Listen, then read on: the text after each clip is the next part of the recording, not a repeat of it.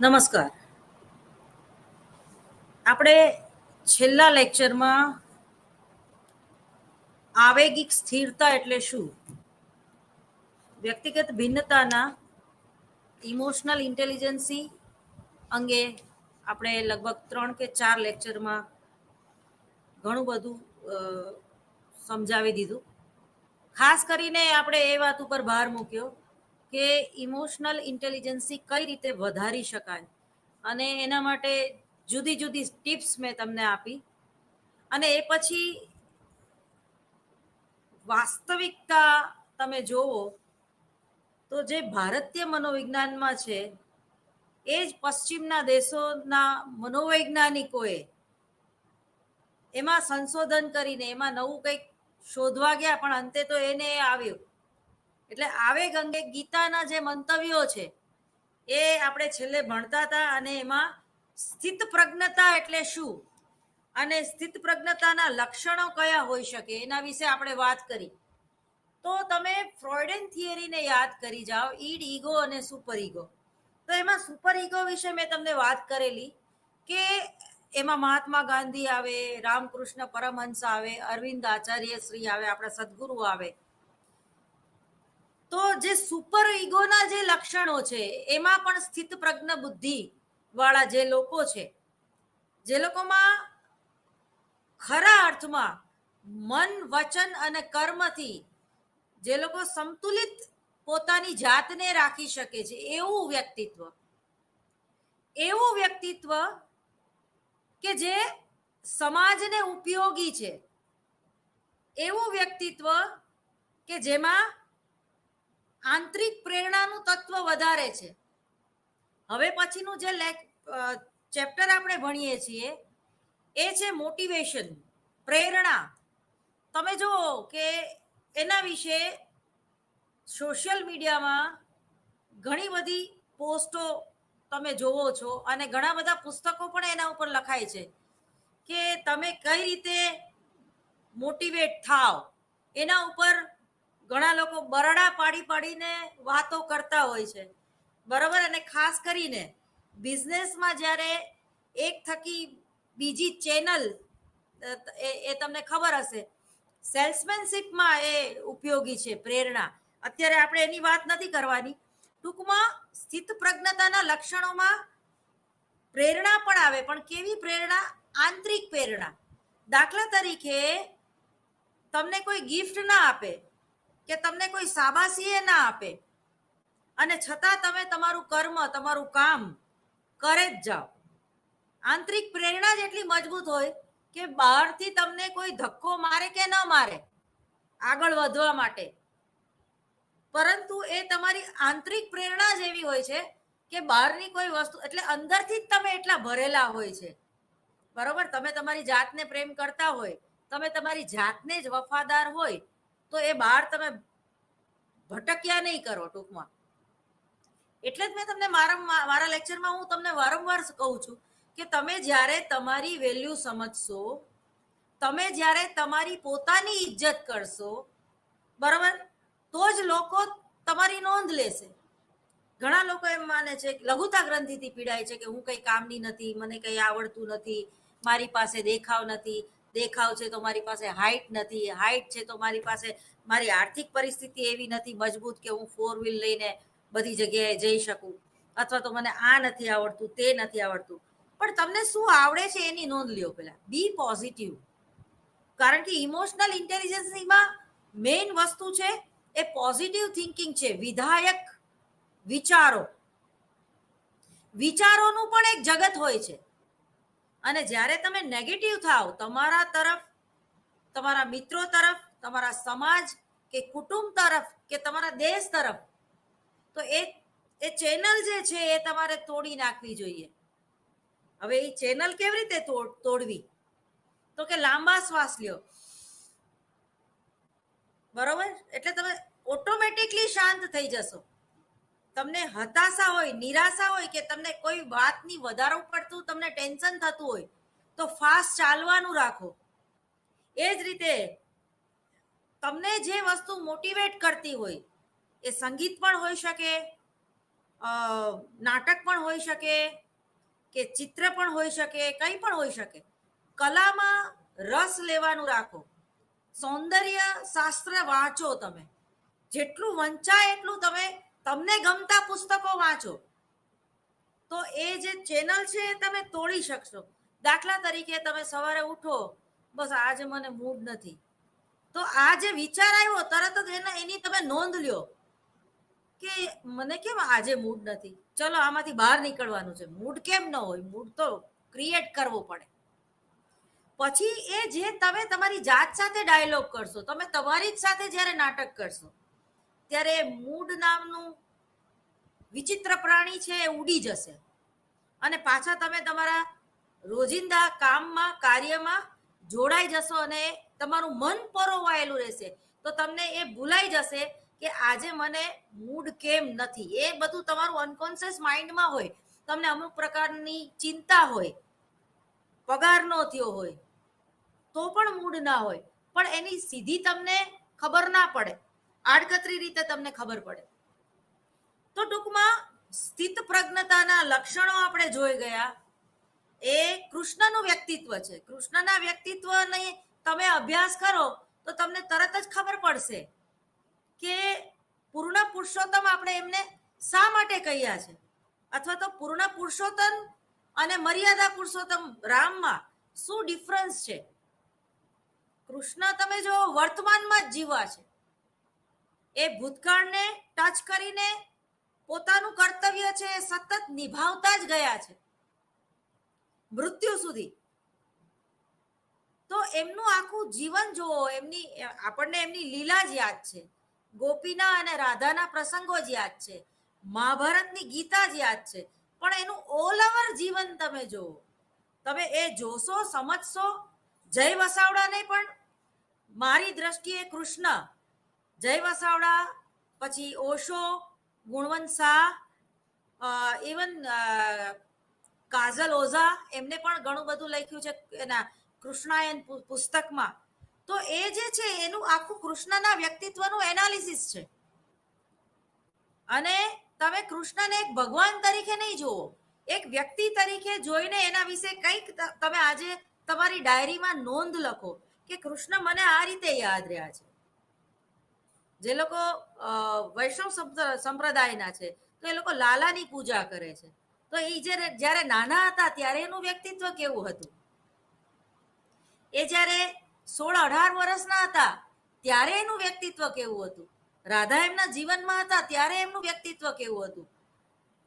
અને એ રાધા તો એને કહે છે મનોમંથન એક નાટકમાં, એ મારું જ લખેલું છે, પણ એમાં એક ડાયલોગ છે, રાધા એને રડતા રડતા કહે છે કે કૃષ્ણ, મારે તારી સાથે મૂર્તિમાં પૂજાવું નથી, મારે તો તારી સાથે આ મારું આખું જીવવું છે.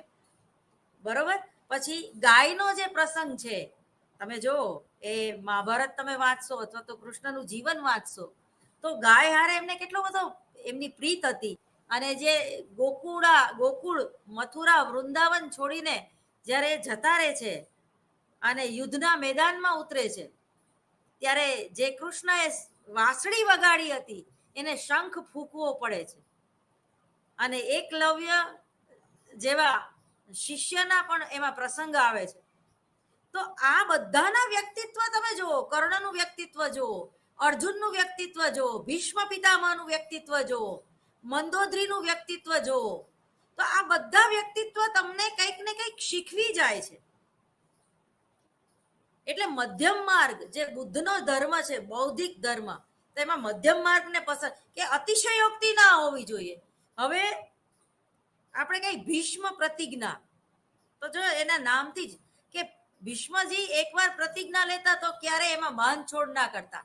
તો કૃષ્ણએ ક્યારે આ જીવન કોઈ દિવસ કોઈ પ્રતિજ્ઞા નથી લીધી. એને કોઈ એકટાણા ઉપવાસની વાત નથી કરી, એને કઈ છોડવાની વાત નથી કરી, એને કઈ મેળવવાની વાત નથી કરી, પણ ત્યાગીને ભોગવવાની વાત કરી છે. કોઈ પણ વસ્તુને ભોગવો, પણ એ ત્યાગીને, ત્યાગ સાથે. તમે તમારું સત્કર્મ એવી રીતે કરો કે જ્યાં એ ઈશ્વરનો એક તમારી ઉપર આદેશ છે, એટલે અહમ ભાવ ન આવે. તો આ સ્થિત પ્રજ્ઞતાના લક્ષણો છે. હવે એ લક્ષણો આપણે ભણી ગયા હતા. એના પછી આવે છે કે તમે જો આપણે મનોવિજ્ઞાન જે છે ભારતીય મનોવિજ્ઞાન, તો એની વ્યાખ્યા તમે જો તો કે મનોવિજ્ઞાન એટલે કે આત્માનું વિજ્ઞાન, મનોવિજ્ઞાન એટલે કે ચેતનાનું વિજ્ઞાન. તો ચેતના ક્યાં છે? સૌથી વધારે ચેતના ક્યાં છે? એમ કહી શકાય કે સૌથી વધારે ચેતના આંખોમાં હોય છે, કારણ કે મૃત્યુ બાદ પણ આપણે આપણી, હવે તો બધા જ અંગોને આપણે ડોનેટ કરી શકીએ, પરંતુ આપણે શારીરિક મનોવિજ્ઞાનમાં પણ ભણી ગયા છીએ કે આપણે મૃત્યુ પામીએ એ પછી આપણી આંખમાં 12 કે 15 કલાક સુધી એ તેજ હોય છે, એ ચેતના હોય છે, પ્રાણ શક્તિ હોય છે, જેથી તમે તમારી આંખ છે એ ડોનેટ કરી શકો છો મૃત્યુ બાદ. જ્યારે અમુક ઓર્ગન આપણા એવા છે, કિડની છે, તો એ તમે, હાર્ટ છે, પછી તમારો બોનબેરો છે, એ તમે ડોનેટ મૃત્યુ બાદ નથી કરી શકતા, પણ તમને બ્રેન ડેથ જાહેર કરવામાં આવે એટલે કે તમારું મગજ મૃત્યુ પામે છે, તમારું હૃદય ચાલે છે, અને 3 થી 4 ડોક્ટરનો ઓપિનિયન લેવામાં આવે જ્યારે કે એને બ્રેન ડેથ જાહેર કરવામાં આવે, અને એના સગાવાલા જ્યારે એવું લેખિત આપે કે ભાઈ એ બ્રેન ડેથ છે અને એના બધા જ ઓર્ગન અમે દાનમાં આપીએ છીએ, અથવા તો મૃત્યુ થનાર વ્યક્તિ જે છે એ એવું એફિડેવિટ કરીને ગયા હોય કે મારા મૃત્યુ બાદ મારા દરેક અંગોનું દાન દેવામાં આવે, તો એ બ્રેન ડેથ થયેલી વ્યક્તિ છે એનું હાર્ટ ટ્રાન્સફર કરી દેવામાં આવે છે, જેને હાર્ટની જરૂર છે. સલમાન ખાનનું એક એવું પિક્ચર આવી ગયું, પ્રીતિ ઝિન્ટા અને પેલી કરીના કપૂર પિક્ચર છે, તો એનું હાર્ટ બીજા પેલામાં બીજી લેડીમાં ટ્રાન્સફર કરી દેવામાં આવે છે, તો એ જે હાર્ટ છે એને એને એની સાથે રહે તો એની ઓરા જે છે એમાં એને એવી ફિલિંગ આવે છે કે આને હું ઓળખું છું. ટૂંકમાં એ પિક્ચરની સ્ટોરી છે, એ બધું સાચું ના હોય, પરંતુ આ તો સાચું છે. એ આપણે ટૂંકમાં આત્માનું વિજ્ઞાન, ચેતનાનું વિજ્ઞાન, તો એ પછી આપણે આત્મા જોઈ નથી શકતા, એનો અનુભવ નથી કરી શકતા. જ્યારે ચેતનાનો અનુભવ કરી શકીએ છીએ, પણ ચેતના ક્યાં છે? હું બોલું છું તો મારી જીભમાં હોય, આજ્ઞા ચક્રમાં હોય, સ્વાધિષ્ઠાન ચક્રમાં હોય, હૃદય ચક્રમાં હોય, ચેતના આખા શરીરમાં હોય તમારી. તમે બેઠા છો ટટ્ટાર તો તમારી કરોડરજ્જુમાં હોય, પણ એનું તમે વર્ણન નથી કરી શકતા. આપણા જે 7 ચક્રો છે એની શ્રીમદ ભગવદ્ ગીતામાં આખી વાત પણ આવે છે. કોઈ પણ ગ્રંથ, આપણો ધર્મનો ગ્રંથ લઈ લો તો એ જે 7 ચક્રો જે છે, પણ એનું તમે વર્ણન કરી શકો છો, પણ એને તમે ઓપરેશન કરીને કોઈને દેખાડી નથી શકતા. બરોબર? કે આ સ્વાધિષ્ઠાન ચક્ર છે, કે આ મૂલાધાર ચક્ર છે, એની એટલે ટૂંકમાં વિજ્ઞાન એટલે વિશિષ્ટ જ્ઞાન. એટલે પછી વ્યાખ્યા આવી પશ્ચિમી મનોવિજ્ઞાનમાં કે મનોવિજ્ઞાન એટલે કે વર્તનનું મનોવિજ્ઞાન, એટલે કે બિહેવિયર સાયન્સ, એટલે વાર્તનિક મનોવિજ્ઞાન, જેને, કારણ કે વર્તનને આપણે જોઈ શકીએ છીએ, વર્તનનું પુનરાવર્તન પણ કરી શકીએ છીએ, અને વર્તનની આગાહી પણ કરી શકીએ છીએ. નાના હતા ત્યારે તમને લાલ, લીલા, પીળા કલર ગમતા હતા, થોડાક મોટા થયા એટલે તમારી ચોઈસ ચેન્જ થઈ, અને થોડાક વધારે મોટા મેચ્યોર થયા એટલે તમારી થોડીક, પણ એ સંગઠિત બાબત છે. વ્યક્તિત્વની વ્યાખ્યા તમે જોયો શું મેં તમને સમજાવ્યું કે વ્યક્તિત્વ એટલે કે મનોશારીરિક તંત્રનું એવું ગત્યાત્મક સંગઠન, જેમ જેમ જીવન પ્રત્યેના તમારા અનુભવો વધતા જાય, જેમ જેમ તમે નવી નવી વ્યક્તિઓના પરિચયમાં આવો, જેમ જેમ તમારી જ્ઞાનમાં વૃદ્ધિ થાય, જેમ જેમ તમારામાં મેચ્યોરિટી આવે, એમ ધીમે ધીમે ધીમે તમારા વ્યક્તિત્વમાં પોઝિટિવ ફેરફાર થતો હોય છે. પણ ઘણીવાર નેગેટિવ પેલું પણ થાય. તમે જીવનમાં બહુ દુઃખ વેઠો તો પછી તમારું જે વ્યક્તિત્વ છે એ થોડુંક નિષેધાત્મક થઈ જાય છે કે ભાઈ એ કેવું કે બસ હવે શું જીવનમાં, હવે તો મારી ઉંમર થઈ ગઈ, હવે તો હું આમ નથી કરી શકતી, તેમ નથી કરી શકતી, આળસુ પ્રકૃતિના થઈ જાઓ. તો તમારે સતત તમારી જાતને જાગૃત રાખવા માટે તો આ વાંચન ખૂબ જરૂરી છે. અને વાંચન હશે તો જ શરીરથી તમે ભલે બુઢા થાવ પણ તમે મનથી જુવાન રહેશો. તો આ જે બધી બાબત છે તો એમાં હતાશાના કારણો અને હતાશાની અસરો અને એ પછી હતાશાના ઉપાય. તમે જ્યારે જીવનમાં તમે જો મનોભાર જરૂરી છે, મનોભાર ખરાબ નથી, સ્ટ્રેસ જરૂરી છે. તમને કોઈ વસ્તુનું ટેન્શન જ ના હોય તો તમે સારું પરફોર્મન્સ આપી જ ના શકો. તમારે 3 કલાક પેપર લખવાનું હોય અને તમે વાંચ્યા વગર ક્લાસમાં જાઓ તો, કારણ કે તમને ટેન્શન નથી તો તમે ફેલ થાવ. તો ટૂંકમાં તમારા જીવન પ્રત્યેની વફાદારી નિભાવવા માટે અથવા તો તમારા જીવનમાં જે કંઈ તમે ધ્યેયો નક્કી કરેલા છે, કોઈ ધ્યેય વિહીન હોતું નથી. હા, તમે એમાં તમારી નિર્ણય શક્તિનો અભાવ હોઈ શકે કે મારે શું કરવું. જેમ કે હું નાની હતી ત્યારે પહેલી ચોઈસ હતી કે મારે કલાકાર જ બનવું છે, બીજી ચોઈસ હતી કે મારે પત્રકારત્વમાં આગળ વધવું છે, મારે જર્નાલિસ્ટ બનવું છે, અને ત્રીજી ચોઈસ હતી કે હું પ્રોફેસર મારે બનવું છે.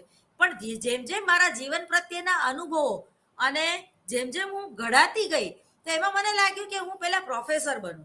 આ બે વસ્તુ હું પ્રોફેસર બનીને પણ સાઈડમાં આ એક્ટિવિટી કરી શકીશ. અને એ વસ્તુ, એ ધ્યેયને મેં પકડી રાખ્યું.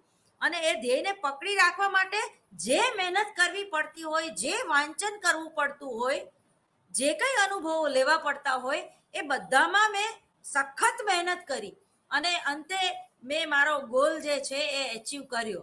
તો આ જે છે મન, વચન અને કર્મ. મનમાં તમને એમાં હોય કે મારે પ્રાઇમ મિનિસ્ટર બનવું છે, મારે ભાજપના કાર્યકર્તા બનવું છે, કે મારે આમ આદમી પાર્ટીમાં ગુજરાતનું પ્રતિનિધિત્વ સંભાળવું છે. બરાબર, પેલા વીટીવીમાં ગઢવી જે આવતા તો એ તમે જો અચાનક એ આમ આદમી પાર્ટીમાં પોતે કાર્યરત થઈ ગયા અને જોબ છોડી દીધી. તો એવી રીતે પરિવર્તન પણ આવે છે તમારા જીવનમાં. એક સમય હોય કે જ્યારે તમને પત્રકારત્વ બહુ જ ગમતું હોય, બરાબર, અને પછી તમને કંઈક ચાન્સ મળે આગળ, સ્ક્રીન તમે જો આ બધા ફિલ્ડ એવા છે કે તમને આગળ વધારે છે અને એ પર્સનાલિટી ડેવલપમેન્ટમાં પણ એક બહુ મહત્વનો ફાળો ભજવે છે. તો આ જે બધી બાબત છે એ જેને કહેવાય કે મલ્ટિપલ પર્સનાલિટી, કૃષ્ણ ભગવાનની મલ્ટિપલ પર્સનાલિટી હતી. એ યુદ્ધ પણ કરી શક્યા, એ પ્રેમ પણ કરી શક્યા, એ જ્યારે રાઈટ ટાઈમે એ એક્ઝિટ પણ કરી શક્યા. તમારો રોલ પૂરો થઈ જાય એટલે સ્ટેજમાંથી તમારે વિંગમાં આવી જવું પડે છે, ગમે એટલા લોકો તાલી વગાડતા હોય તો પણ, કારણ કે અહીંયા તમારો રોલ પૂરો થઈ ગયો છે.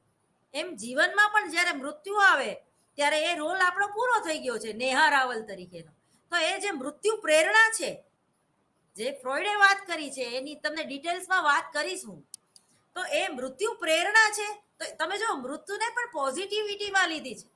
આપણે કોઈ વ્યક્તિ ઓફ થઈ જાય તો એની પાછળ બેસણું રાખી છીએ તો એમાં એ આત્માનું કલ્યાણ થાય અથવા તો એ આત્મા મુક્ત થઈ જાય અને એ બ્રહ્મમાં ભળી જાય, એવી એક આપણે ઓરા મૂકીએ છીએ.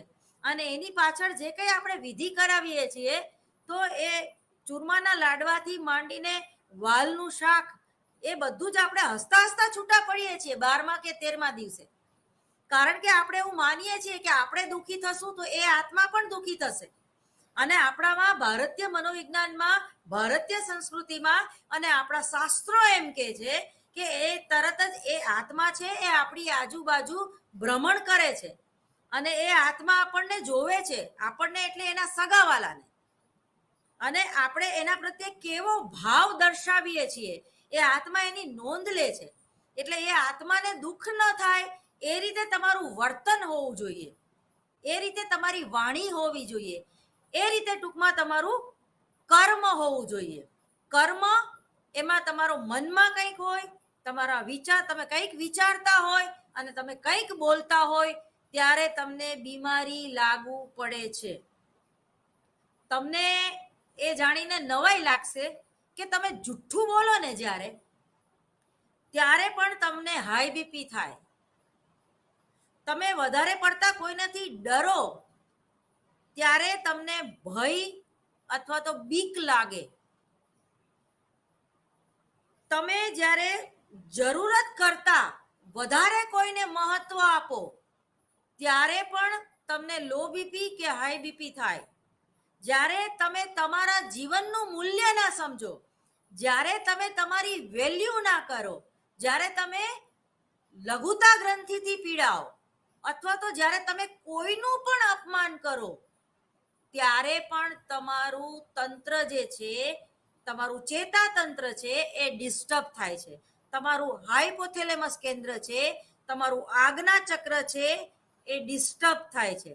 આત્મા નેગેટિવ હોતો નથી, કોઈ વ્યક્તિનો આત્મા દૂષિત હોતો નથી, પરંતુ આત્માનો અવાજ જ્યારે આપણે સાંભળતા નથી અને કુટેવોનો ભોગ બનીએ છીએ, ખોટી આદત પાડીએ છીએ, એમાં પાન, બીડી, સિગરેટ, ડ્રગ્સ, કુદ્રષ્ટિ કરવી કોઈના સામે, ભ્રષ્ટાચાર કરવો, અનૈતિકતા અપનાવી, કોઈને ગાળો બોલવી, ગંદા શબ્દો, અપશબ્દોનો વારંવાર પ્રયોગો કરવો, પછી એ આત્મા છે એ તમને શિખામણ આપવાનું બંધ કરે છે.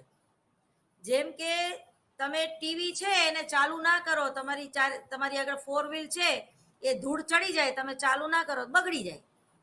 એવી રીતે આત્મા મરી જાય છે. જે લોકો ભિક્ષાવૃત્તિને વળેલા છે, તો એ લોકો કેટલા નકટા થઈને તમારી આગળ ભીખ માગે છે, અને તમે જ્યારે એને ભીખ નથી માગતા, એનું કેટલું ગંદી રીતે જ્યારે કોઈ વ્યક્તિ અપમાન કરે છે તો એને કઈ જ અસર નથી થતી, એ ખંખેરીને પાછો આગળ જતો રહે છે. કેમ?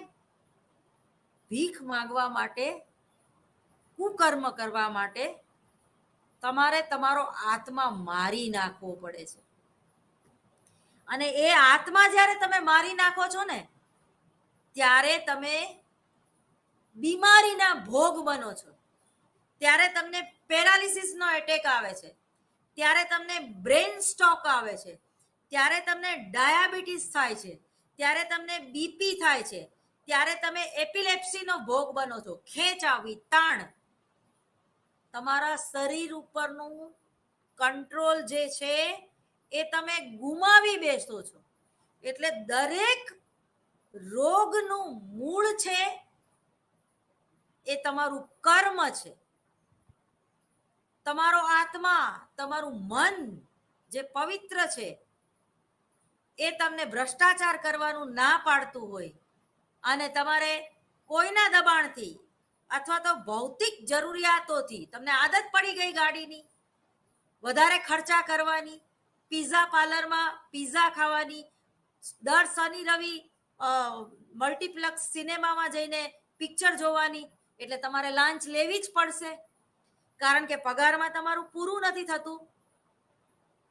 અપરિચિત પિક્ચર તમે જોજો, નામ બરોબર યાદ રાખો, ફરીવાર રિપીટ કરું છું, અપરિચિત. એમાં મલ્ટિપલ પર્સનાલિટી દેખાડી છે એ કેરેક્ટરની, એ હીરોની, કે કેટલો સીધો સાધો અને ખૂબ સંસ્કારી હોય છે.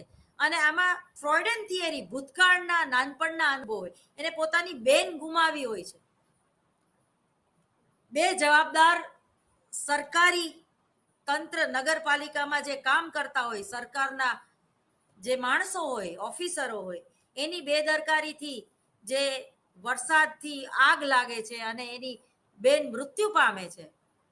15મી ઓગસ્ટના દિવસે એ ધ્વજવંદન કરીને આવતી હોય છે, મેરા દેશ મહાન આવું કહીને આવતી હોય છે, દેશના વખાણ કરીને આવતી હોય છે, અને એ આવા ઓફિસરોથી એની બેજવાબદારીથી જ્યારે મૃત્યુ પામે છે રસ્તામાં, અને એ પછી જે એની આખી માનસિકતા, એ બધું એને, અને કેસ હારી જાય છે, એના ફાધર વકીલ હોય છે છતાં, અને એ આખું પિક્ચર શરૂ થાય છે, ત્યારે પછી એને જે બદલો લેવાની ભાવના, એ પોતાના વ્યક્તિત્વમાં તો એ બદલો નથી, એટલે એક મોહરું પહેરી લે છે. જો વ્યક્તિત્વ એટલે મોહરું, એ પણ એની પણ આપણે ચર્ચા કરી ગયા શરૂઆતમાં, કારણ કે અહીંયા તો આપણે વ્યક્તિગત ભિન્નતાની વાત કરવાની છે, વ્યક્તિ અને વૈયક્તિક ભિન્નતાની. અહીંયા વૈયક્તિક ભિન્નતાનો ટોપિક છે. જો બરોબર, જો ઘણીવાર એવું બને કે નેહા રાવલ બહુ અભિમાની છે.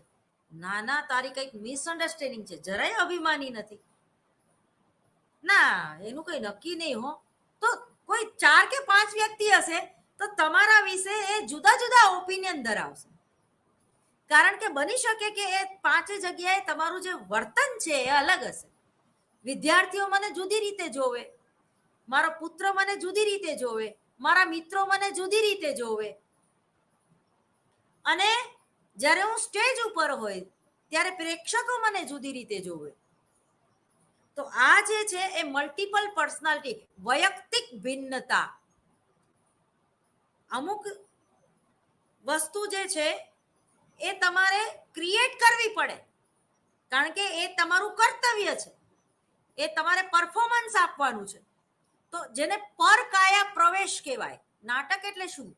પરકાયા પ્રવેશ. તો આપણે જીવનમાં આ જીવનના એક તખ્તા ઉપર આપણે નાટક જ કરીએ છીએ, બરોબર. જે રોલ ક્યાંક મમ્મીનો રોલ નિભાવવાનો હોય, ક્યાંક પ્રોફેસરનો, પણ એ રોલ નિભાવો તમે વફાદારીપૂર્વક, મન વચન અને કર્મથી નિભાવો. એમાં પછી નાટકની અંદર નાટક ના હોવું જોઈએ. જ્યારે તમે તમારું ધર્મ એટલે ધારણ કરવું, મર્મ, વાતનો મર્મ, ધર્મ એટલે મર્યાદા પુરુષોત્તમ રામ, જેણે ધર્મને ધારણ કરેલો. સીતાજી એને અતિ પ્રિય હતા, પણ એની એ રાજા તરીકે એની જે ફરજ હતી અને એક ધોબીના કહેવાથી એમને સીતાજીનો ત્યાગ કર્યો, એવું આપણે રામાયણમાં ભણી ગયા. પણ સીતાજીનો એમને મનથી ક્યારેય ત્યાગ નહોતો કર્યો, વચનથી ક્યારેય ત્યાગ નહોતો કર્યો, પણ કર્મથી ત્યાગ કરવો પડ્યો. સમાજની બીકે, સમાજના લોકો દ્વારા. હવે એટલે એ ડિપ્રેશનમાં ચાલ્યા ગયા, મનોભાર, બરોબર. પત્ની જીવતી હોવા છતાં જ્યારે યજ્ઞ કરાવ્યો ત્યારે સીતાજીની સોનાની મૂર્તિ એમને રાખી. અને સીતાજી જુઓ કે આટલી અયોધ્યાની રાણી, રામની પત્ની, અને છતાંય એને ધરતીમાં સમાવી જવું પડ્યું. તો સ્ત્રી અને પુરુષના વ્યક્તિત્વ વચ્ચેની જે વાત છે, અને છતાંય ક્યાંય આપણે એવું વાંચ્યું રામાયણમાં કે સીતાજીએ રામનો ત્યાગ કર્યો હોય, અથવા તો સીતાજી રામ ઉપર એકદમ નારાજ હોય. કારણ કે અંદરથી બે પતિ પત્ની એકબીજાને સમજતા હતા. તો એ પોતાનો પુત્રનો જે ઉછેર છે લવ અને કુશનો, તો સિંગલ મધર તરીકે એમને ઋષિ મુનિના આશ્રમમાં જઈને એમને એમના દિવસો વિતાવ્યા. અને તો ધરતીની પુત્રી હતી, તો ધરતી આપણને કેટલું સહનશીલ છે, એટલે તો આપણે એના ઉપર પગ મૂકીને ચાલીએ છીએ, આપણે એની માફી નથી માંગતા. આપણો ધર્મ કે છે આપણે સવારે ઉઠીએ ત્યારે પૃથ્વીની માફી માંગવી જોઈએ, કારણ કે આપણે એને ભારરૂપ છીએ.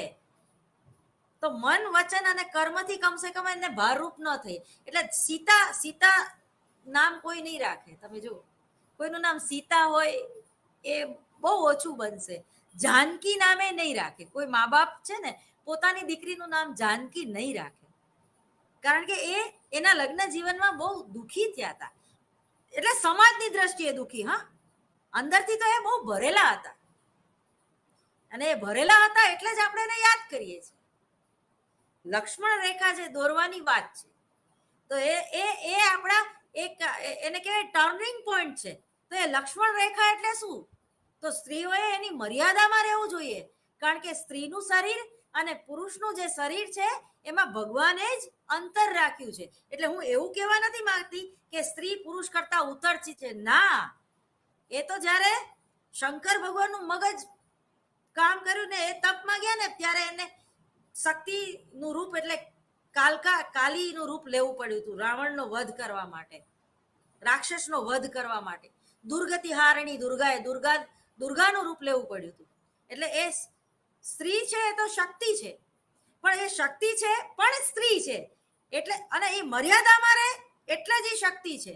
એ મર્યાદા કોને કહેવાય? મર્યાદા એટલે તમને મને માફ કરજો કે હું ઓર્થોડોક્સ નથી, તમને પહેલેથી કહી દઉં કે હું એ 21મી સદીની જ નારી છું, અને હું ટૂંકમાં ટૂંકા કપડાનો વિરોધ નથી કરતી, તમે બરોબર સમજજો, પરંતુ ભારતમાં રહેતી દીકરીઓ, ભારતમાં રહેતી સ્ત્રીઓનું ડીએનએ એવું છે, એ લોકોનું ડીએનએ એવું છે, એ લોકોની સંસ્કૃતિ એવી છે કે એ લોકો પૂરા કપડાં પહેરે ને તો વધારે સારા લાગે. તમે જોજો કે માધુરી દીક્ષિત અને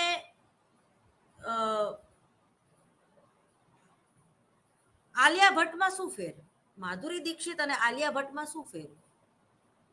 માધુરી દીક્ષિત ક્યારેય તમને ટૂંકા કપડામાં પણ વલ્ગર નહીં લાગે.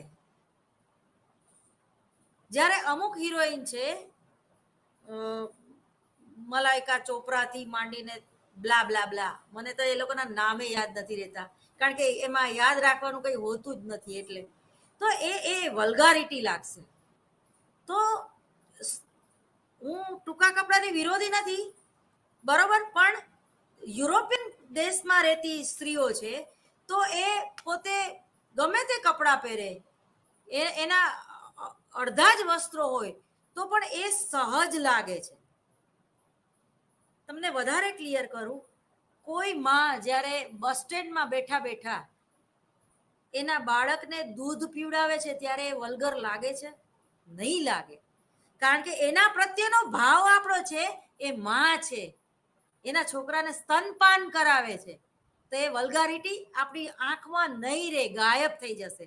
અને એને એ ઇમોશનલ ઇન્ટેલિજન્સી, મારું છોકરું ભૂખ્યું થયું છે, દુનિયાની એને પરવા નથી, એ બસ સ્ટેન્ડમાં બેઠા બેઠા પોતાના બાળકને સ્તનપાન કરાવે છે, અને ત્યારે કોઈ ખરાબ પુરુષ હોય ને એની દ્રષ્ટિ પણ બદલાઈ જાય છે.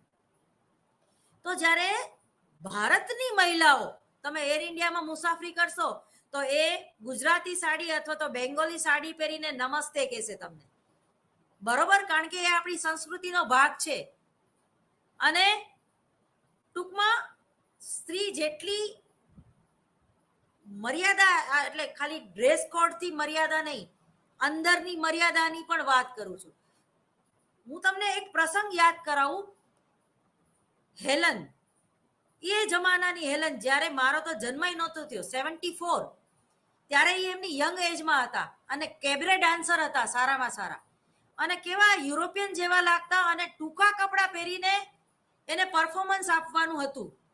એટલે એને એક આઈડિયા કર્યો, એને એની જાતને એટલી બધી બાંધીને રાખી, ટૂંકમાં નિયંત્રણમાં, કે એ જ્યારે ફ્લોર ઉપર જતા ત્યારે જલ્દીથી કોઈની યારે વાત પણ ન કરતા, એ ચા પણ ન પીતા, નાસ્તો પણ ન કરતા, એવું એને પોતાના ઇન્ટરવ્યુમાં કીધું છે. એટલે એને એમ કીધું કે મારા રોલ જ એવા હતા કે મારે ખૂબ જ મર્યાદામાં રહેવું પડે, કારણ કે લોકોએ મને એ રીતે જોઈ છે, એટલે એમને મિસઅન્ડરસ્ટેન્ડિંગ ન થાય. હેલન જુદી છે ને એ પાત્ર જુદું છે, એ રિયલાઇઝ કરાવવા માટે મારે ઇન્ટ્રોવર્ટ રહેવું પડે. જલ્દીથી કોઈની યારે બોલતા નહોતા, એટલે લોકોને એવું લાગતું કે એ બહુ અભિમાની છે, એને એની કલાનું અભિમાન છે, પણ ખરેખર એવું નહોતું. તો આને કહેવાય મર્યાદા, બરોબર. ઘણી હિરોઈનો એવું હોય છે કે એ જે રોલમાં હોય બહાર પણ એ જ હોય, એ રોલમાંથી એ બહાર જ નથી નીકળતા. તો 100% તો નહીં, પણ જે કંઈ બળાત્કારની વાત જે છે એમાં હું સ્ત્રીઓને દોષી નથી માનતી, પરંતુ આપણે મનોમંથન કરવાની જરૂર છે કે શા માટે આપણે કૂતરાને રોટલી બતાવીને તું તું તું તું તું કરીને પછી બાજુમાં આવે એટલે લાકડી લઈને મારવો પડે. આપણે એને રોટલી ના આપવી હોય તો એવું નહીં કરવાનું. એટલે માફ કરજો, હું પુરુષને કૂતરા નથી કહેતી, બધા પુરુષ સરખા નથી હોતા, બધી સ્ત્રીઓ સરખી નથી હોતી, પરંતુ આ આપણા દેશનો એક ગંભીર પ્રશ્ન છે, અને એ આવેગ, નિષેધાત્મક આવેગનું જ પરિણામ છે.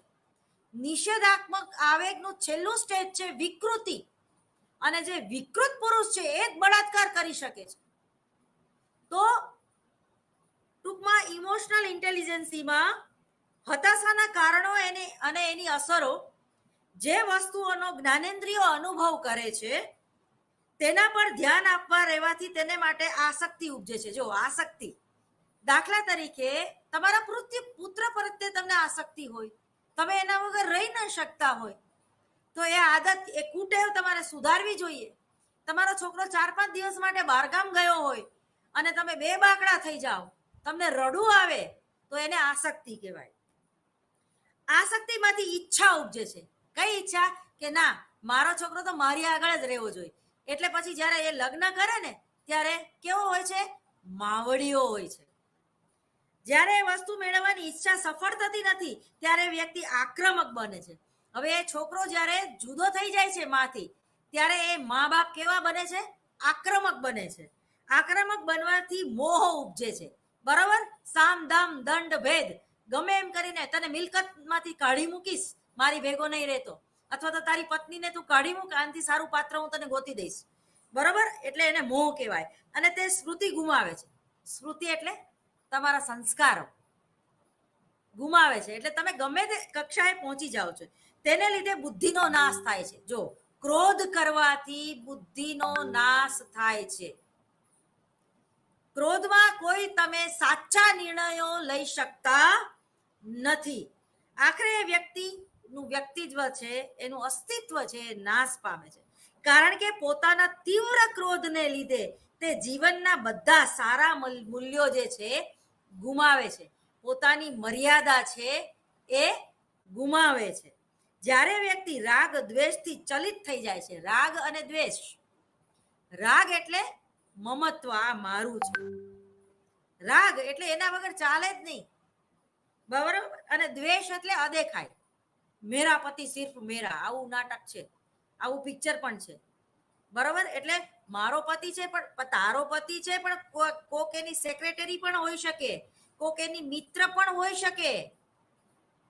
તો એ જે પોઝેસિવનેસ છે, અતિમાં ગતિ નહીં. વધારે પડતો પ્રેમ છે એ ઝેર સમાન છે તમારા માટે પણ અને બીજાના. તમે ફ્રીડમ નથી આપી શકતા, તમે એ વ્યક્તિને સ્પેસ નથી આપી શકતા. ક્યાં છું? શું કરસ? કેટલા વાગે છૂટી? કેમ તારો ફોન એંગેજ આવતો હતો? કેમ તારો ફોન સ્વિચ ઓફ હતો? કોણ છે તારી સાથે? આપણા સમાજની આ એક જેને કહીએ ને, એ ઓર્થોડોક્સ છીએ આપણે, એ ના હોવું જોઈએ. દરેકને પોતાનું વ્યક્તિત્વ છે. નાનું બાળક કેમ ન હોય? નાનું બાળક છે, એને વિડીયો ગેમ રમવી છે, તો એને તમે ટાઈમ ટેબલમાં કહો કે ભાઈ તને 1 કલાક વિડીયો ગેમ રમવાની છૂટ છે.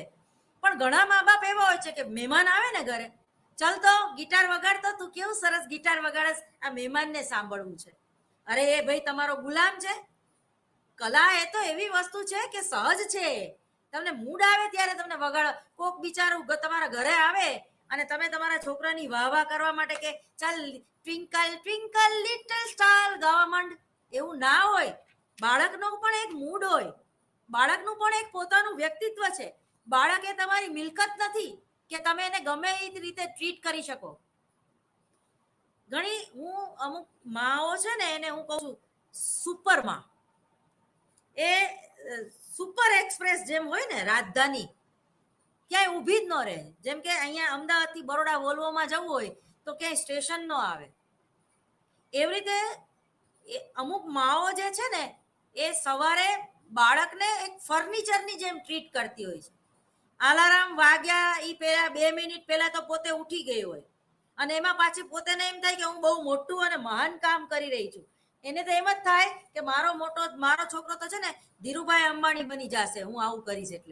એટલે બિચારા છોકરાને આમ ચીટકો ભરીને સાથળમાં ઉઠાડી દે, જલ્દી નવડાવી દે, પછી એને સ્કૂલ મોકલે, પછી સ્કૂલથી બિચારો પાછો આવે એટલે એને મોઢામાં ઠૂસી દે, ખવડાવી દે પરાણે. ભાવતું હોય કે ના ભાવતું, આટલું તો ખાવાનું જ છે, ડોક્ટરે કીધું છે, આ તો ખાવાનું જ છે, પ્રોટીન તો લેવાનું જ છે.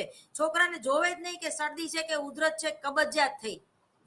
બરાબર? એટલે પછી એને બિચારાને સ્વિમિંગ ક્લાસમાં ધકેલશે, ઈ પૂરું થશે એટલે સ્કેટિંગ ક્લાસમાં ધકેલશે, ઈ પૂરું થશે એટલે 2 જણા પાડોશીમાં વળી એને કંઈક નવું અચાનક ઉપડે કે ભાઈ હવે તો અત્યારે તો આ પર્સનાલિટી ડેવલપમેન્ટના ક્લાસ ચાલે છે એટલે એમાંય નાખશે, સંગીતમાં છોકરું બિચારું કન્ફ્યુઝ થઈ જાય કે ખરેખર એકચ્યુઅલી મારે કરવાનું છે શું.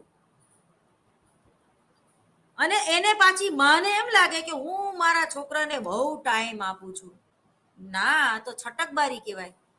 તું ક્યાં 1 કલાક બેઠી એની વાતમાં? રાત્રે એને એમ કે મમ્મી મને વાર્તા કે ને, તો કે નહીં અત્યારે સુઈ જવાનું છે, તારે 5 વાગે ઉઠવાનું છે. તારે ખબર નથી? તારે વ્યાયામ ના સ્વિમિંગ છે, તારે બેડમિન્ટન રમવા જવાનું છે, તારે સ્પોર્ટ્સમાં આગળ વધવાનું છે. અરે ભાઈ એને તો નક્કી કરવા દો એને શું કરવું છે. 3 ઇડિયટ્સ પિક્ચર આપણે જોયું છે. ટૂંકમાં એ જે બાબત છે, તમે તમારા દાદી દાદાની સાથે રહ્યો ને એનેથી મોટું સુખ એકેય નથી. એ જે દાદી દાદાની વાર્તા અને એના જે અનુભવો અને એમાં જે માતા પિતાની જે વાર્તા કહેવાની સ્ટાઇલ, એનો જે ટોન, અને હંમેશા જંગલનો રાજા સિંહ નથી હોતો, ક્યારેક હાથી પણ હોઈ શકે, ક્યારેક લુચ્ચું શિયાળ પણ હોઈ શકે, ક્યારેક વાંદરો પણ હોઈ શકે. એ જે આખી વાત છે અને એમાં વધારે ક્રિએટિવિટી હોય તો મોદી જે છે એમાંથી શિયાળમાં આવે, વાંદરામાં આવે, હાથીમાં આવે, બળદમાં આવે, ગધેડામાં આવે. મલ્ટીપલ પર્સનાલિટી છે ભાઈ. ક્યારે દડો કેમ નાખે ખબર ન પડે. બરોબર? તો આ જે જ્ઞાન સાથે ગમ્મત, પોલિટિકલ લેવલે તમે એને વાત કરી શકો. તમારા સત્યવાન સાવિત્રી તમારા સંસ્કારો વિશે વાત કરી શકો. તમે જ્યારે કર્ણનું કેરેક્ટર ભણાવતા હોય તો મિત્ર કર્ણ જેવો હોવો જોઈએ, પણ સાથે સાથે એ પણ શીખામણ આપો કે ખોટામાં સાથ આપે એવો ના હોવો જોઈએ, ખોટામાં તમારા કાન પકડે એવો હોવો જોઈએ. કર્ણએ શું કર્યું? એના વ્યક્તિગત બાબતને ધ્યાનમાં રાખીને દરેક નિર્ણયો લીધા અને એની જે ઇમોશનલ ઇન્ટેલિજન્સી હતી એનો દુરુપયોગ કર્યો દુર્યોધનને ખબર હતી કર્ણ મને બહુ પ્રેમ કરે છે એટલે હું કહું એમ કરશે. અને કર્ણનો જે અંગત સ્વાર્થ હતો એ હતો કે એને માતાનો પ્રેમ ન મળ્યો. જે પાંડવોએ પુત્રનું જે એમાં છઠ્ઠા કર્ણ હતા, સૌથી મોટા સૂર્યપુત્ર કર્ણ. બરોબર? તો જે સૂર્યદેવ હતા શું એની આગળ કેરેક્ટર નહોતું? તેમાં આખા વ્રત અને તપની વાત આવશે. કુંતી આગળ કેરેક્ટર નહોતું? વ્યાસના પુત્રો છે આ બધા. એ તો તમે મહાભારત અને આપણા ગ્રંથો વાંચો તો ખબર પડે, તો જ તમને આ ગીતાજી સમજાશે. જ્યારે વ્યક્તિ રાગ અને દ્વેષથી ચલિત થઈ જાય છે ત્યારે તે પાર વિનાની ભૂલો કરે છે. જો એક ભૂલ કરો, એક જુઠ્ઠું બોલો, એની પાછળ તમારે 1000 જુઠ્ઠા બોલવા પડે અને અંતે તો પછી તમે કંટાળી જાઓ.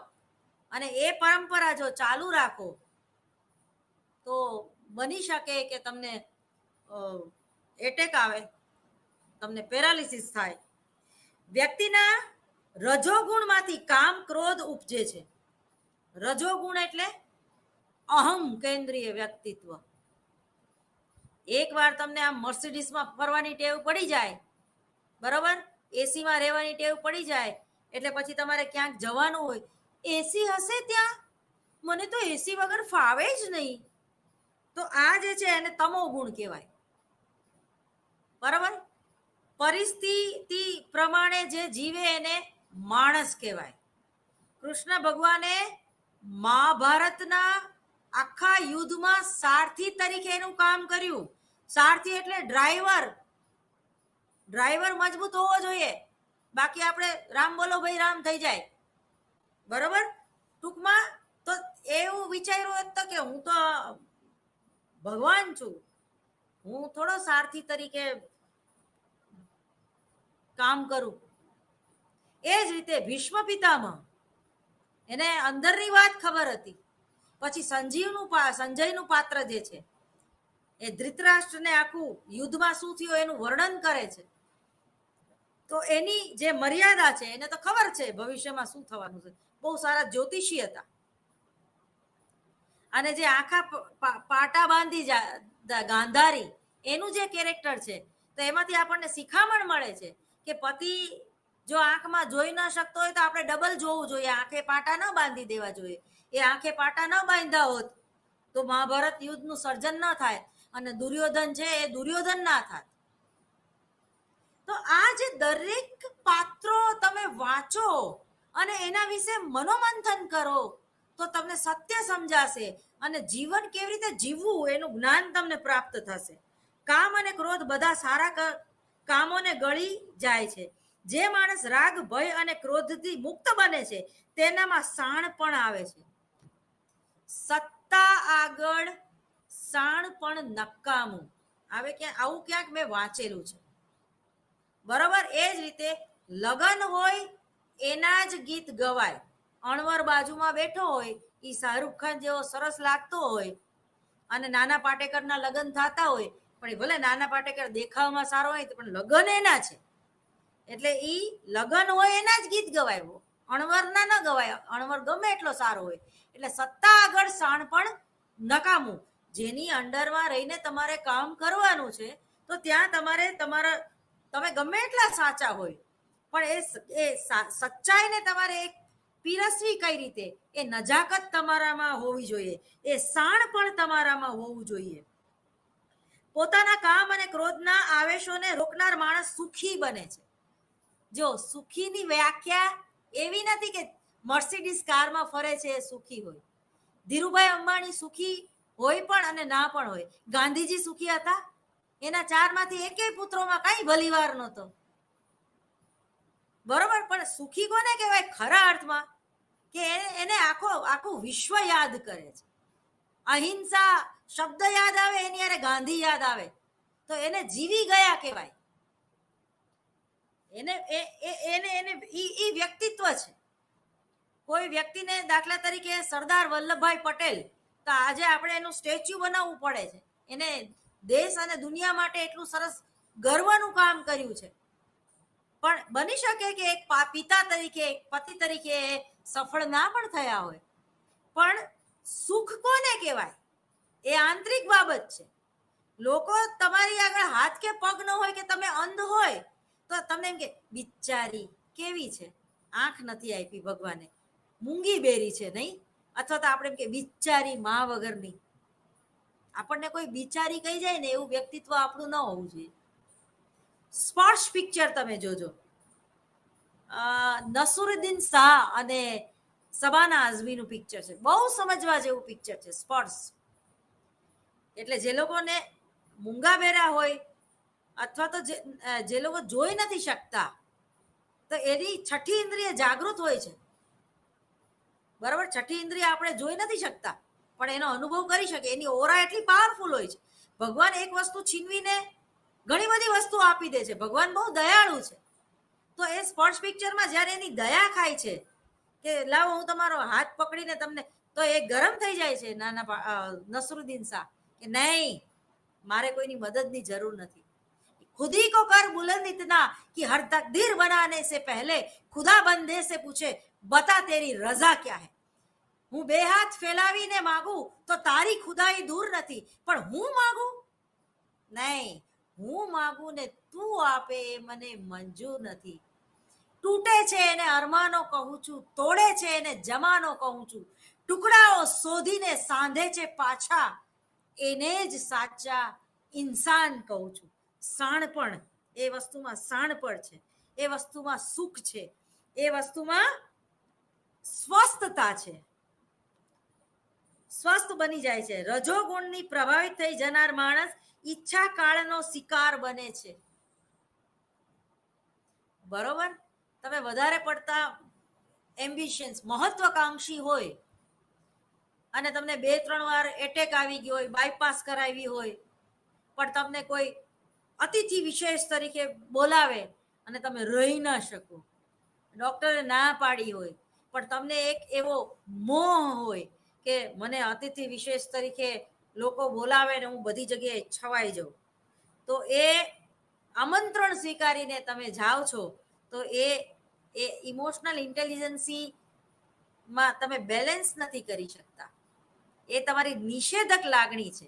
વાહવા 24 કલાક વાહવા જીતવી, પછી તમને એની ટેવ પડી જાય છે, કુટેવ પડી જાય છે. ટેવ નહીં, ટેવ એટલે સારી અને કુટેવ એટલે ખરાબ. તો જે એક ઉંમર થાય અને તમે તમારી મેળાએ રિટાયરમેન્ટ સ્વીકારી લ્યો, એમાં એક એક એક મેચ્યોરિટી છે. જીવનમાં આખી જિંદગી ભલે તમે પ્રોફેસરશિપ તરીકે, પણ હવે કંઈક નવું કરવું છે. હવે કુટુંબમાં ધ્યાન આપવું છે. હવે દીકરાના દીકરા રમાડવા છે. હવે એને વાર્તા કેવી છે. હવે સ્ટેજ ઉપર નથી જવું. તો આને કહેવાય, એને બેલેન્સિંગ કહેવાય. કે એક ઉંમર હતી એ ગઈ, હવે નથી કરવું. હવે કંઈક નવું કરીએ. હવે મોક્ષ તરફ વળવાનું છે, હવે જ્ઞાન તરફ વળવાનું છે. બરોબર. તો તમે જુઓ કે ઘણા લોકો ડુંગળી લસણ ખાતા હોય અને પછી છોડી દે. એને સમજાય છે કે ભાઈ આનેથી તામસી વૃત્તિ વધે છે, ક્રોધ આવે છે. તમારું જેવું ભોજન હશે એવો તમને ઓડકાર આવે છે. તમે ડુંગળી લસણ ખાધા હશે તો ગંદા ઓડકાર આવે છે. બાજુવાળો હોય એ ભાગી જાય. બરોબર. તીખું તળેલું તમે અમુક ઉંમરે બંધ કરી દો છો, બહુ ખાધું, બસ સંતોષ છે. સાત્વિક ગુણ વિકસાવવા માટે સાત્વિક ખોરાક જરૂરી છે. અને આપણે જે ભોજન છે એને આપણે પગે લાગીને ખાઈએ છીએ, કારણ કે જીવન ટકાવી રાખવા માટે ખાવું જરૂરી છે. એટલે અખરાધ્યાની જેમ ઘણા લોકો જીવવા માટે ખાતા નથી, ખાવા માટે જીવતા હોય છે. સમજી લેવું કે વરસાદની સિઝન આવે ને ત્યારે તમને ભજીયા ખાવાનું મન થાય ને એટલે તમે ઉંમર લાયક થઈ ગયા એવું સમજવું. પણ જો વરસાદ આવે અને તમને પલળવાની મન થાય ને તો હજી તમે અંદરથી મજબૂત છો, અંદરથી તમારું યૌવન જે છે એ ટકી રહ્યું છે. એ તમને જે મન થાય, ઓલું જબ્બી મેટનું ગીત છે, ના હે યે પાના ના ખોના ભી હૈ તેરા જાને क्यों होना भी है तुमसे ही दिन होता है सुरमई शाम आती है तुमसे ही.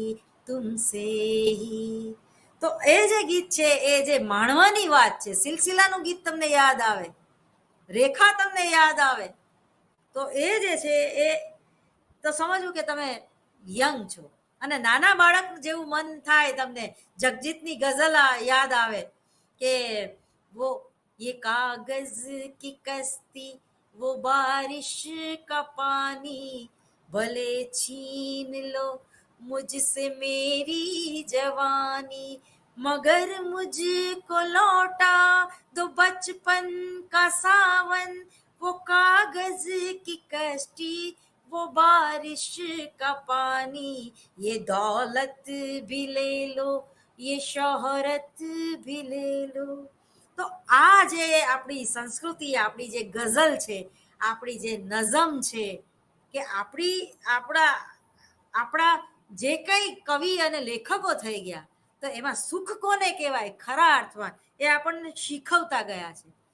એમાં એક અનુકંપા, તમને સ્પંદન, તમે સંવેદનશીલતા ગુમાવતા નથી.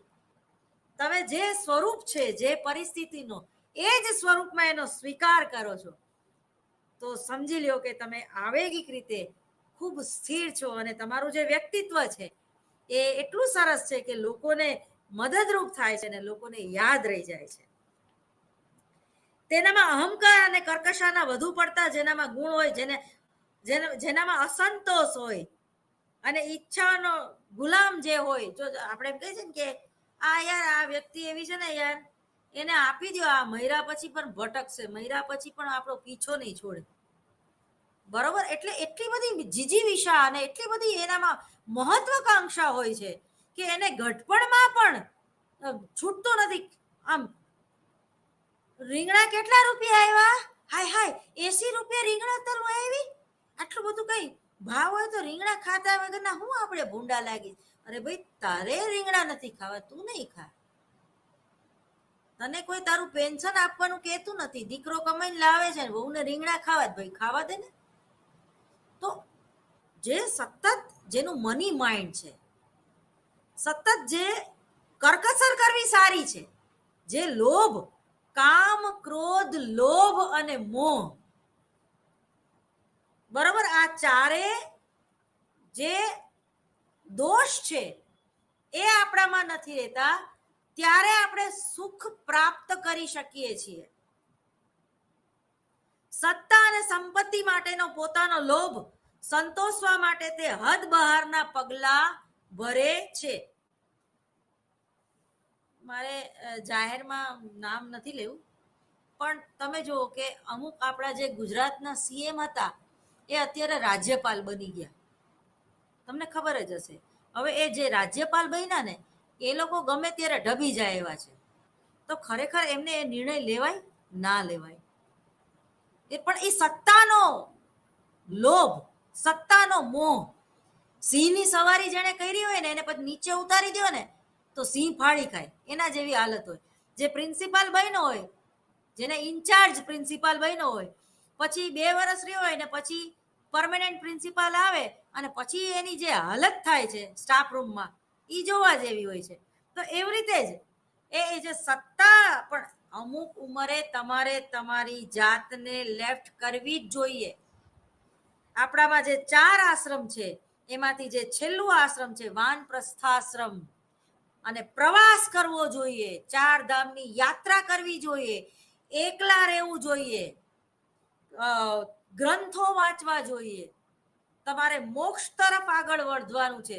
ભલે તમારું ગમે એટલું નામ હોય, તમારો શરીર જ્યારે તમને સાથ ન આપે, જ્યારે તમને બાયપાસ પણ કરાવેલું હોય અને છતાંય તમે છેક સુધી પછી આમાં પાછા ગર્વ અનુભવે, બિચારી ગાતા ગાતા મરી ગઈ, તો શું કામ એને રિટાયરમેન્ટ લઈ લેવું જોઈએ ને? લતા મંગેશકરે રિટાયરમેન્ટ લઈ લીધું હતું, સચિન તેંડુલકરે રિટાયરમેન્ટ લઈ લીધું, ધોનીએ રિટાયરમેન્ટ લઈ લીધું. પણ અમુક લોકો એવા છે રિટાયરમેન્ટ લીધા પછી પાછા આમ ગમે ત્યારે દેખાવે, અચાનક ગુરિયલની જેમ. તો એ લોકોના એ નિર્ણય શક્તિ જે છે એમાં એ લોકોનો કંટ્રોલ નથી. એ લોકો નથી રહી શકતા. મીડિયામાં એ છવાઈ જવાની જે વૃત્તિ હોય છે એ લોકોની. તમે જો આપણે એ પાછા ગુજરાતના કોઈના નામ નહીં લઉં, જેને વચમાં ગાયે સિંગડું માર્યું ને પડી ગયા, તો ઘણા મીડિયા વાળાએ મસ્તી કરી કે ઘણા વખતે બિચારા ઈ બાને તો મીડિયામાં આવ્યા, બરોબર. તો આ બધો મોહ છે જે એ તમે ભૂલી જાઓ કે હું શું હતી, હવે શું કરવા. વર્તમાનમાં જીવવો, અને વર્તમાનમાં એવું જીવવો કે જેમાં તમારા શરીરનું તમે રક્ષણ કરી શકો. તમારું શરીર જવાબ દઈ ગયું હોય અને તમારે રાજ્યપાલ બનીને આમ ચારે બાજુ આમ, તો એ કામમાં શું ભલીવાર હોય. જે ગઈઢા બુઢા અમુક ઉંમરે આમ 65 વર્ષે રિટાયર્ડ કરી દે છે પ્રોફેસરોને, પણ આ પોલિટિશિયન તો ક્યારેય રિટાયર્ડ જ નથી થતા. તો એ બાપ દાદા હોય તો એની યાદશક્તિ ઓછી ન થઈ ગઈ હોય, એની નિર્ણય શક્તિ દ્વિધામાં ના હોય. એને પાછા આપણે 2-3 પેન્શન આપીએ છીએ, પણ અમુક જે છત્તીસગઢમાં હમણાં એક સરસ મજાનો નિર્ણય લેવાનો, પંજાબમાં એક સરસ મજાનો નિર્ણય લેવાનો કે ભાઈ જે મિનિસ્ટર છે એ એક કરતા બીજા જુદા જુદા ખાતામાં તો બધામાં એને પેન્શન એને પાત્ર નથી, ગમે તે એકનું જ પેન્શન મળે. બહુ સારો નિર્ણય છે. ગુજરાતમાં આપણે એવો નિર્ણય લેવો જોઈએ.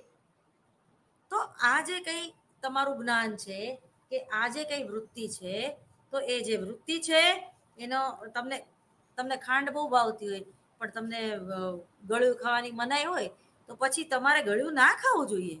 એ તમે ખાઓ, તમે એમ કે જે થવું હોય થાવ, તો પછી થવું હોય થાય. પછી આપણે ભગવાનની ગમે એટલી પ્રાર્થના કરીએ, એમાં કઈ એ મિનિંગલેસ છે.